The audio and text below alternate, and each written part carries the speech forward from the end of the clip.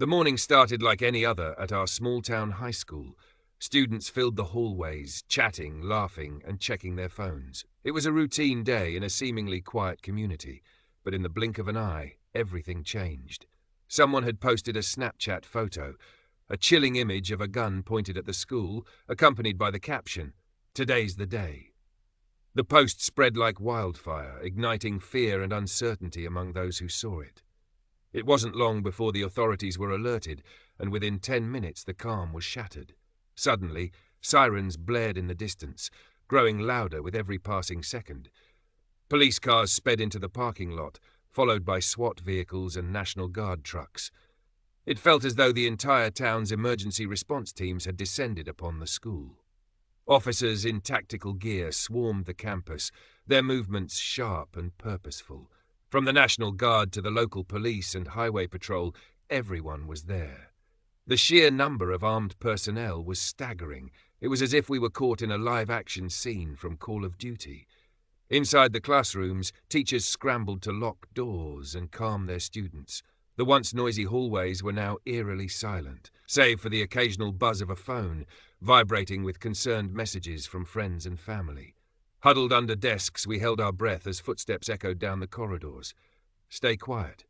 Do not move," our teacher whispered, their voice trembling slightly.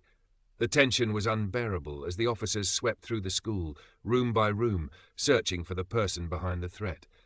No corner was left unchecked. In the cafeteria, they found him, a frightened student who matched the description from the Snapchat post. The arrest was swift, the boy's expression a mix of fear and regret as officers escorted him out in handcuffs. While the situation seemed under control, the authorities weren't taking any chances.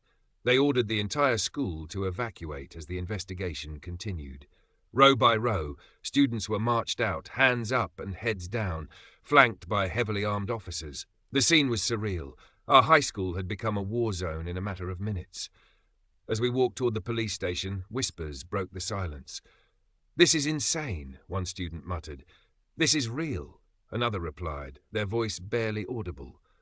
The gravity of the situation hit us all at once. This wasn't a drill. It wasn't a game.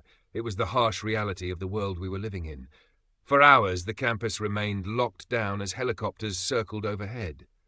Parents gathered at the perimeter, anxiously waiting for news. Fear and confusion rippled through the community, but so did a sense of unity. In those tense moments, everyone, students, teachers, officers, and parents, shared a collective hope that no one would be hurt and that this nightmare would soon be over. The suspect's arrest brought some relief, but the experience left a lasting impression. Seeing our small town respond with such force and urgency was both comforting and sobering. It was a reminder that no place, no matter how quiet or close-knit, is immune to the threats of the modern world.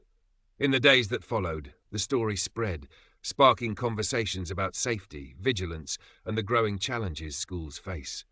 While no one was physically harmed that day, the emotional scars lingered. For many of us, the memory of marching out of the school with hands raised and heads down will never fade. As we reflect on that day, one truth remains clear. Fear may have gripped our town, but it also brought out a fierce determination to protect and stand together. In times of crisis, vigilance becomes our greatest weapon.